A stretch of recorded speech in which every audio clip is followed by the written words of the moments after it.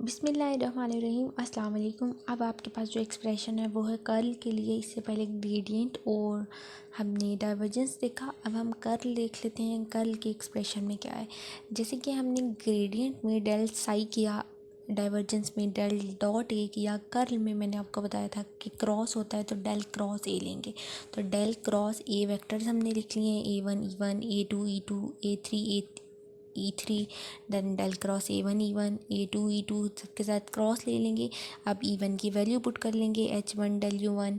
आपके पास E1 की value आपको पता है, इससे पहले वाले एक्सप्रेशन में भी हमने देखी। ये आपके पास वैल्यू आ चुकी है H1 del U1, del A1 H1 cross del U1। अब आपने क्या करना है, इस डेल को का क्रॉस तो ले लिया आपने, लेकिन आपने इस डेल के क्रॉस को ओपन करना है। किस तरह से हम इसके क्रॉस को ओपन करेंगे, पहले फर्स्ट फंक्शन में इसको एज इट इज़ लिख लेंगे, del cross del A1 H1 cross del U1। Then आपने इस डेल वाले को अंदर डेल U1 से मल्टीप्लाई कर देना है। आपने A1 H1 पहले लिख लेना है और डेल क्रॉस डेल U1 लिख लेना है। अब आपको पता है कि जब दो सेम डेल आ जाती हैं, डेल हमका हमेशा डेल के साथ क्रॉस ज़ीरो होता है। ये करने के बाद आपको del A1 H1 as it is, जैसा कि हमने ग्रेडियंट डाइवर्जेंस में देखा था कि हमारे पास del cross del U3 zero हो गए थे। अब डेल U1 की वैल्यू में पता है E1 ओवर H1 होती है, और आपके पास जो ये वाली टर्म है ये पूरी, जब ये चीज़ ज़ीरो हो चुकी है आपके पास, तो ये पूरी की पूरी ज़ीरो हो जाएगी, तो प्लस ज़ीरो आ गया। ये करने के बाद आपने डेल की वैल्यू पुट कर लेनी है। डेल की वैल्यू आपको पता होगी 1 over H1 partial by partial U1, 1 over H2 partial by partial U2, 1 over H3 partial by partial U3 होती है। और A1 H1 as it is आ गया। अब एक और बात यहाँ से नोट डाउन कर लेते हैं, रुकें। ये वाला जो आपके पास E1 H1 था वो हमने एज इट इज़ साइड में लिख लिया। अब आप E1 H1 को अंदर मल्टीप्लाई कर सकते हैं, या आपके पास E1 और E1 का क्रॉस होगा। देखिए 1 ओवर H1 आपके पास लिखा पार्शियल पे पार्शियल U1, 1 ओवर H2 लिखा, 1 ओवर H3 लिखा, और ये वाली टर्म आपके पास एज इट इज़ आ चुकी है। अब हम इस वाले एक्सप्रेशन को ओपन करेंगे। ये वाला जो एक्सप्रेशन ओपन होकर आएगा ये हमें ये वाली टर्म देगा जो कि हमारे पास नीचे लिखी हुई है। और देखिए यहाँ पर एक और बात, यहाँ पे दरम्यान में माइनस का साइन है। अब पहले हम इसको अंदर मल्टीप्लाई कर लेते हैं, लेकिन ये जो मल्टीप्लिकेशन का प्रोसेस है ये मैं आपको अपनी हैंडआउट्स, जो रिटन हैंडआउट्स हैं वहाँ से जाके कराती हूँ, वहाँ से आपको ज़्यादा अच्छे से समझ आएगी। हम अपने रिटन हैंडआउट्स की तरफ चलते हैं। तो यही चीज़ आपके हैंडआउट्स पे भी हुई है, जो कि मैंने यहाँ पे पहले वहाँ पे स्टार्टिंग में एक्सप्लेन कर दी है। अगर आपने यहाँ से नोट करना है तो आप यहाँ से नोट कर लें। इसके बाद हम अपने जो मेन एक्सप्रेशन है वहाँ पे चलते हैं, जहाँ पे हमने E1 और H1 को मल्टीप्लाई करना है। यहाँ आप अगर नोट करना चाहते हैं तो यहाँ से मैं थोड़ी देर के लिए इसको रख देती हूँ, आप इसको नोट कर लें। ओके, पास कर लें अपनी वीडियो को, और यहाँ से अब हम अपने नेक्स्ट एक्सप्रेशन की तरफ चलते हैं। अब हमारे पास जो एक्सप्रेशन है वहाँ पे हमने E1 H1 को क्रॉस लेना है इसके साथ। जब फर्स्ट वाले एक्सप्रेशन के साथ E1 और E1 का क्रॉस लेंगे तो जब दो सेम वैल्यूज़ आती हैं तो वो ज़ीरो हो जाता है, तो ये वाला पूरा एक्सप्रेशन आपके पास ज़ीरो हो जाएगा। यहाँ पर ये ख़त्म। देन 1 ओवर H2 E2 है, पार्शियल बाय पार्शियल U2 है, और अब E2 का E1 के साथ जब आप लेंगे तो E2 क्रॉस E1 होगा। तो E2 क्रॉस E1 आपके पास माइनस E3 वैल्यू देता है। तो आपके पास बाकी सारी टर्म्स एज इट इज़, और यहाँ पे आपके पास E3 वैल्यू आ जाएगी। देन नेक्स्ट में आपके पास E3 है और E1 है, तो आपके पास माइनस E2 वैल्यू देगा। E3 क्रॉस E1 आपके पास E2 वैल्यू देगा। और बाकी हम नेक्स्ट वाले एक्सप्रेशन में देख लेते हैं कि ये देखिए, ये फर्स्ट वाली टर्म आपके पास ज़ीरो होगी, सेकंड टर्म में E2 क्रॉस E1 E3 हो गया, थर्ड टर्म में E3 क्रॉस E1 E2 हो गया, और बाकी वाली टर्म्स आपके पास एज इट इज़ आ गई 1 over H2 partial by partial U2 A1 H1, और ये वाला H1 भी। अब आप एक और काम यहाँ पे कर सकते हैं, यहाँ पे आप इस H1 को इस H1 से कैंसिल कर सकते हैं, और आपके पास 1 ओवर, रुकिए इन्होंने यहाँ पे इसको ओपन किया। ओके, यहाँ पे आपके पास जो टर्म्स बचेंगी वो बचेगा 1 ओवर H2, रुकें जी, इसको उन्होंने ओपन कर लिया कैंसिल करने से पहले।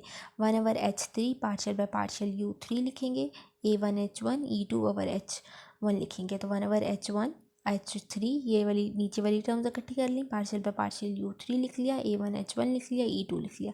देन ये माइनस टर्म नेक्स्ट फॉर्म में लिखी, 1/H1 और H2 इकट्ठे कर लिए। देन पार्शियल पे पार्शियल U2, A1H1 और E3 लिख लिया है।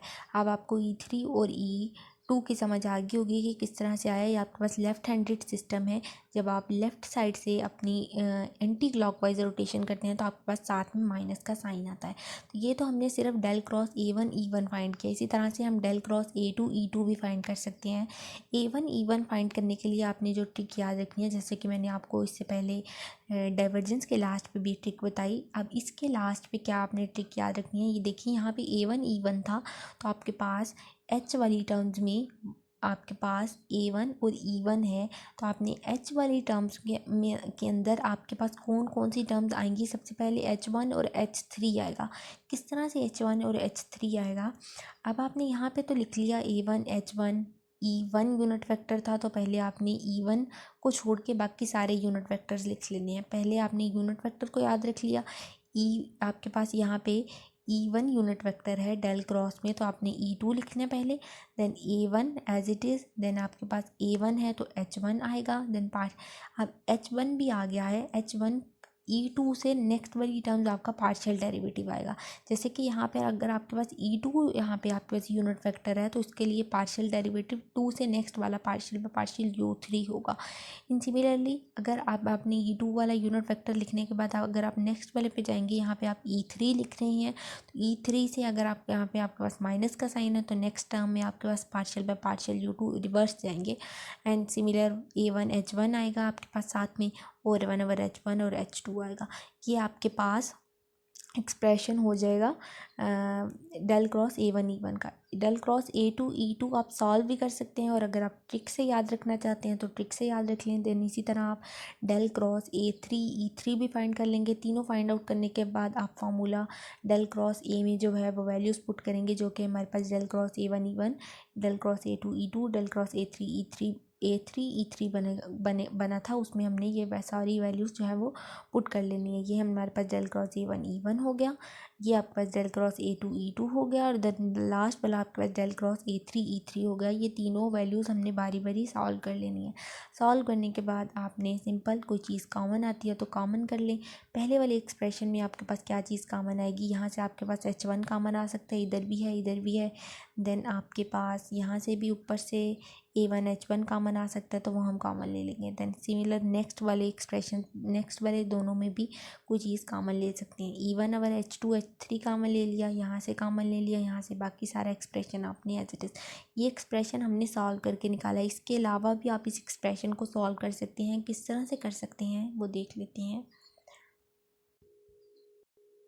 यही सारी चीज़ हमने अभी अपने हैंडआउट्स पे देखी कि किस तरह से हमने इस सारे एक्सप्रेशन को सॉल्व किया, और ये दरम्यान में माइनस का साइन आया है। अब इसके बाद आपने क्या करना है, ये सारा एक्सप्रेशन हम सॉल्व कर चुके हुए हैं। किस तरह हमारे पास हमने चीज़ें कॉमन ली, ये एक्सप्रेशन हमारे पास लास्ट में बनकर आया है। MCQs आ सकता है ये वाला।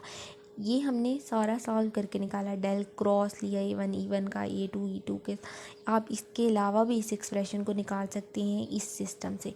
H1 आप सारे H1 E1 H2 E2 H3 E3 लिख लें। देन पार्शियल डेल वेक्टर्स वाले लिख लें। देन आप अपने वेक्टर्स और E1 H1 H2 ये लिखने के बाद आप ये सारी फॉर्म लिख लें। अब आप इसका डिटर्मिनेंट ले सकते हैं। डिटर्मिनेंट किस तरह से लिख सकते हैं, ये एक्सप्रेशन आप एज इट इज़ सबके साथ कांस्टेंट रहने दें, सबके साथ मल्टीप्लाई कर लेंगे। आप जब आप पहला एक्सप्रेशन निकालेंगे, मतलब आप H1 E1 के लिए निकाल रहे हैं, तो आप लिखेंगे H1 E1 लिखेंगे, और उसके लिए आपके पास ये सारी रोज़ ख़त्म हो जाएंगी। आप अब जो दो बाकी बची हैं उनका डिटर्मिनेंट ले लेंगे, और उसको H1 E1 भी पहले लिख लें। पहले आपको थोड़ा सा बता देते हैं जी, वैसे आपको याद हो तो अच्छी बात है।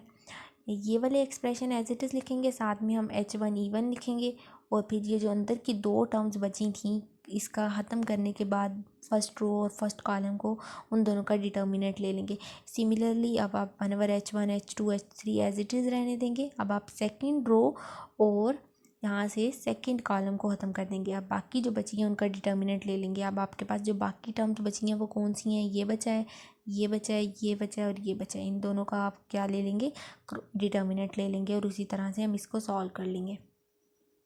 एक चीज़ मिस्टेक हो गई थी मेरे से कि यहाँ पे मैंने आपको कहा कि H1 E1 को मल्टीप्लाई करेंगे साथ में, नहीं वो ये नहीं करेंगे। देन आप इसी तरह से थर्ड कॉलम को जो है वो ख़त्म कर देंगे और जो बाकी एक्सप्रेशन बचा है उसका डिटर्मिनेंट ले लेंगे और तीनों के साथ बारी बारी 1/H1 H2 H3 लिखेंगे और उसके बाद लास्ट में आपके पास यही एक्सप्रेशन जो है वो है सॉल्व होके निकलेगा। आप इस तरह से सॉल्व करना चाहते हैं तो ऐसे कर लें, नहीं तो आपके पास बहुत ईजी मेथड है ऊपर वाला, आप उस तरह से सॉल्व करके अपने लिए कर्ल के लिए कर्वी लीनियर कोऑर्डिनेट सिस्टम का एक्सप्रेशन निकाल सकते हैं। आपको वीडियो अच्छी लगे तो लाइक करें, चैनल को सब्सक्राइब करें, अपने फ्रेंड्स के साथ शेयर करें। अल्लाह हाफिज़। थैंक